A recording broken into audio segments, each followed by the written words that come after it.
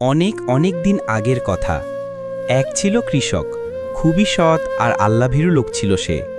কিন্তু কিছুতেই সে তার সংসারের অবস্থার উন্নতি করতে পারছিল না। দিনের পর দিন, মাসের পর মাস, বছরের পর বছর সে হাড় ভাঙা পরিশ্রম করত। প্রতিটা পয়সা হিসাব করে খরচ করত, কিন্তু তবুও দেখা যেত একটা পয়সাও সে জমাতে পারছে না। সারা জীবন পরিশ্রম করেও তার মনে হলো আগে যেমন ছিল তার অবস্থা এখনও তেমন আছে, কোনোই উন্নতি হয়নি। একদিন ফজরের নামাজ পড়ার সময় কৃষকটি সিজদায় পড়ে আল্লাহর কাছে মুনাজাত করতে লাগল। দয়াময়, করুণাময়, তুমিই পারো আমার অবস্থা বদলাতে। তুমি আমাদের ধন দৌলত দাও। তুমি ছাড়া এই দুনিয়ার কারো কাছে চাইলেও আমি কিছু পাবো না। আমার রান্নাঘরের চুলার ওপর তুমি আমাকে ধন দৌলত দাও। এই মোনাজাত করে সামান্য কিছু নাস্তা খেয়ে প্রতিদিনের মতো সেদিনও সে কাজ করতে মাঠে চলে গেল। এক মনে কাজ করছে সে। হঠাৎ একটা কাটা গাছে তার কাপড় জুড়িয়ে কাপড়টা ছিঁড়ে গেল। রাগে দুঃখে তার কান্না আসতে লাগলে। এমনি সে গরিব মানুষ, তার ওপর জামাটি ছিঁড়ে যাওয়ায় কষ্ট হওয়াটা ছিল স্বাভাবিক ব্যাপার। সে কোদাল চালিয়ে কাটা গাছটি শেকড় শুদ্ধ উপড়ে ফেলতে লাগলে।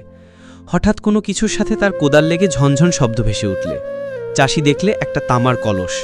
তার ঢাকনা খুলে সে অবাক হয়ে গেল। রূপার টাকায় কলস পুরো ভরা। খুশিতে তার চোখমুখ উজ্জ্বল হয়ে উঠল। আল্লাহর দরবারে শুকরিয়া আদায় করলে। কিন্তু কয়েক মিনিট পর তার মনে পড়ল সে টাকা চেয়েছিল রান্নাঘরের চুলার ওপর, কিন্তু তা পাওয়া গেল মাঠের জমির নিচে। সে বলল, আমি এই টাকা নেব না। আল্লাহ যদি আমাকে টাকা দিতেই চান তবে চুলার ওপরই দিতে হবে। এরপর সে বাড়ি চলে গেল। কলস ভর্তি টাকা সেখানেই পড়ে রইলে। বাড়িতে গিয়ে সে তার স্ত্রীকে সব কথা খুলে বললে। সে তো এসব কথা শুনে রেগে আগুন। বলে কি, এমন বোকাও আছে আল্লাহর দুনিয়ায়? কিন্তু সেই একই কথা। কৃষক রাতে যখন ঘুমিয়ে পড়ল তখন তার স্ত্রী তার এক প্রতিবেশীকে সব কথা জানিয়ে বললে, আমার স্বামী তো দুনিয়ার সবচেয়ে বোকা মানুষ। এক কাজ করো, তুমি গিয়ে টাকাগুলো নিয়ে এসো, তোমার অর্ধেক আমার অর্ধেক। প্রতিবেশী তো মহা খুশি। সে তক্ষুনি কোদাল আর শাবল নিয়ে সেখানে চলে গেল। কলসটি খুঁজে পেতে কোনো সমস্যা হলো না। তবে কলসে সত্যি সত্যি রূপার টাকা আথা কি না জানতে সে ঢাকনাটা খুলল। কিন্তু চমকে উঠল, ভয়ে তার রক্ত জমে যেতে লাগল।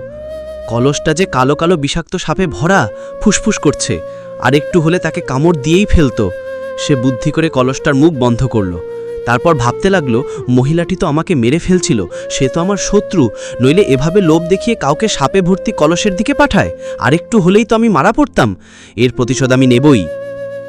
এসব কিছু ভেবে সে সাপে ভর্তি কলসটাকে নিয়ে চুপি চুপি সেই কৃষকের বাড়ি গেল। তারপর আরও চুপি চুপি কারো টের পাওয়ার আগেই সে সাপ ভর্তি কলসটি চুলার ওপর ঢেলে দিল। ভাবল, মহিলাটা তো